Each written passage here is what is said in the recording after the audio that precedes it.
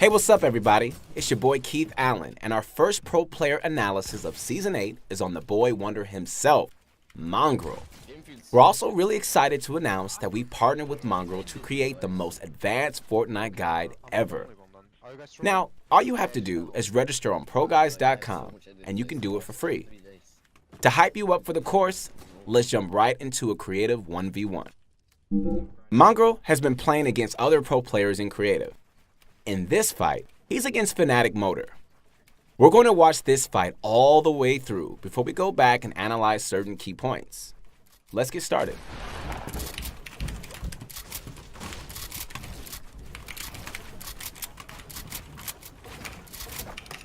You got lucky.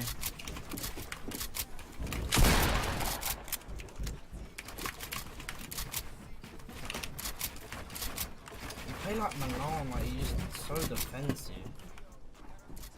So this guy that's breaking all my shit.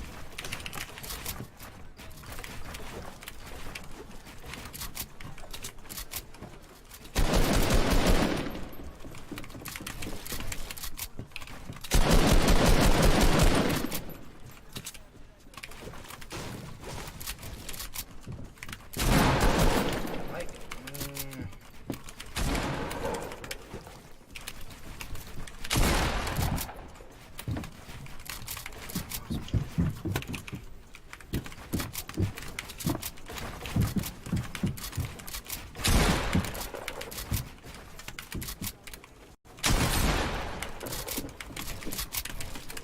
Two in a row, let's go.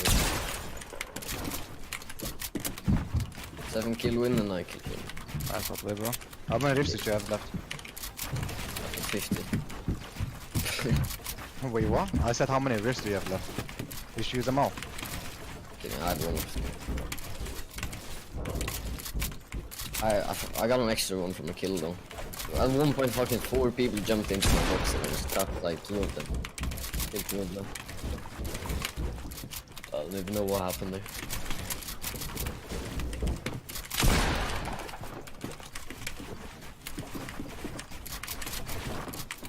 should have been mine. I'm dead. Oh my god, I fucked up double. And I fucked up 3 times in a row. That was such an easy win. Mongrel starts off spamming 90s, but right at this moment, you can see him tilt his camera for a second. He sees that Motor is below him. From this point, Mongrel knows that all he has to do is triple 90 one more time to secure height. The ability to build that fast and still keep track of his surroundings is why Mongrel is a beast. Let's move on to the next important detail. Mongrel decides to shoot Motor down during his retake. However, since the fight has so many builds, Motor was able to connect to old builds. A lot of players would give up in Turtle, but look at what Mongrel does here. High ground players can't see when you're directly beneath them.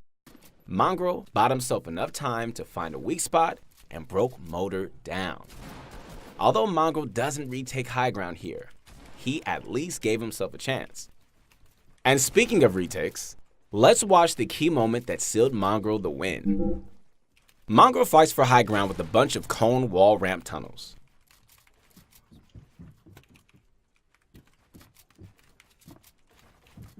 After a bunch of tunnels, Motor makes 2 huge mistakes back to back. His random side jump and then turning his back to Mongrel. These 2 mistakes pretty much sealed the deal. That's why dealing damage is arguably more important than high ground. Let's jump ahead and break down how Mongrel was able to close out the fight. Mongrel edits down from high ground to play aggressively. Motor takes his chance to retake high ground and Mongrel responds with a new defensive technique.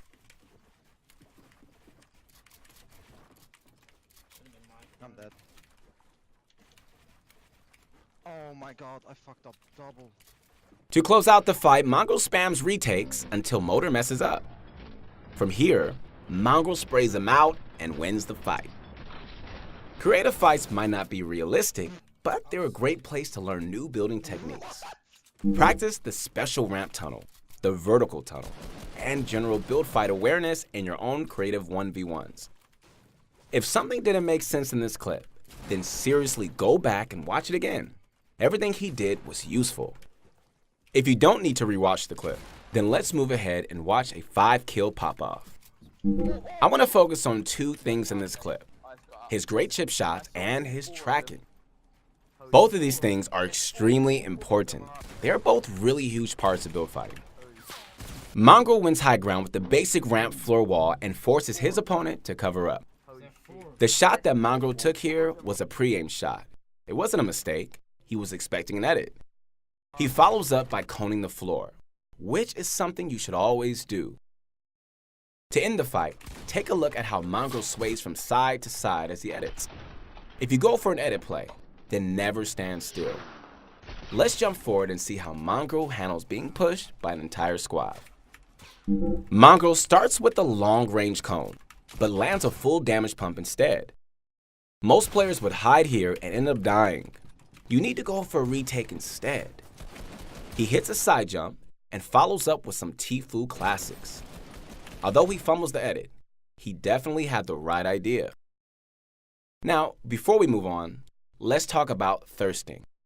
I know it's the end thing to do, but there are some downsides. If Mongrel had thirsted, then he'd lose high ground. Instead, he stays up top and lands a huge shot on another player. He follows up by counterbuilding with floors and begins pressuring walls. Right as he pushes in, he gets shot down, but lucks out on a fall damage bug. Anyways, he's in the middle of the entire squad, and again, most players would turtle and probably lose.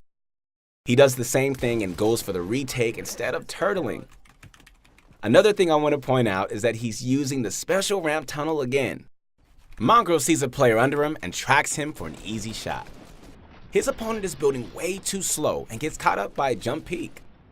Again, Mongrel continues fighting instead of thirsting. Once he finds his next enemy, he actually makes a mistake by building a wall. His opponent could have phased through and fought back, so I would have liked to see an aggressive all-in instead. Regardless, he goes for the chase and lands another chip shot and follows up with a nice cone. Now he's clear for the retake. He also lands another chip shot and breaks shield. Let's listen to the game sound and see if you can track exactly where this player is. From this spot, where is his opponent? Let's find out. If you knew the whole way through, then comment below. Alright, well, let's get back to the clip. There are 2 things that I really want you to learn from this clip. The first is chip damage. Always go for it because it adds up and makes your opponent play scared. You can always go for chip damage in build fights, so keep trying. The second is tracking with sound. You can practice your tracking without pressure by watching streams and trying to predict where players will be, just like I had you do in this clip. Let's watch another great solo squad wipe. Mongrel starts off with a stroke of luck because his enemies aren't shooting him down, so he has free high ground. Even though he sees 2 targets to his south, he turns to the left and picks off the isolated target. This is 100% the right play. If he had targeted the southern players, he would have run into a 2v1, but instead, he goes for the easy pick. As another player rushes in, Mongrel builds stationary 90s to ensure that there's no weird phasing going on. He also cracks his shield with the chip shot and quickly follows up with the down edit for the kill. Editing down is less risky than jumping down because it's faster and less predictable. A lot of players tend to jump, and that's just not the way to do it. After the kill, Mongrel starts taunting his enemies. You probably shouldn't do this unless you're Mongrel. If he were against better players, then he'd be dead. What I do like is that he's challenging fights from low ground by predicting peaks. Once Mongrel has had enough, he goes back for high ground. I know I say this a lot, but look at how Mongrel is only building 1 to 2 tiles of high ground. He can hear everything, deal good damage, and even has the option to engage. High ground done right, nets in the kill, and now there's only 1 player left. Let's see how he ends the fight.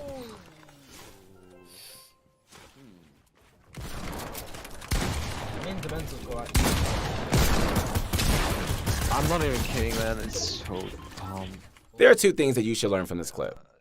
The first lesson is target selection. A lot of you play duo and squads, so target selection matters a lot. Pick the targets that are out of position and ask your team to focus fire. The second lesson is again to go for chip damage. Chip damage always opens the door for aggressive plays. We've been watching a lot of solo squads, so let's end with the perfect 1v1 fight. There were a bunch of nice builds and edits in this clip, so let's break it down slowly. The first thing that we have to look at is his high ground retake. He placed a floor and cone on top of himself to stop his opponent from counter building. Then he edited both and made an easy push for high ground. People don't do this because it's really hard to edit while running. It takes a lot of practice, but it's totally worth it to learn. The next thing I want to point out is his long range cone. This should show you how easily cones snap into other builds. Cones might seem intimidating at first, but they aren't too hard with some practice. To close out the fight, Mongrel counter builds and edits down, earning himself a nice chip shot. His last move is a quick ramp flip and ends the fight with a successful all-in. Mongrel is all about getting one counter build or one tile of high ground and then going in. A lot of players tend to hesitate, which gives your opponent time to make a counterplay. It's a tough thing to ask, but try your best to fight this aggressively every single fight. If things go wrong, then don't worry, Mongrel makes plenty of mistakes too. Keep trying it. You'll get it before you know it. That's a wrap for our first analysis video of Season 8. If Mongrel inspired you, then visit ProGuides.com to check out his course. You seriously do not want to miss it. Hey, it's your boy Keith Allen again, and if you want to connect with me, I would love to hear from you on my Instagram. A lot of you guys have been leaving comments, and it's really, really cool that you do so, so keep it up. You guys got any questions or comments, let me know. And stay tuned for all our future videos.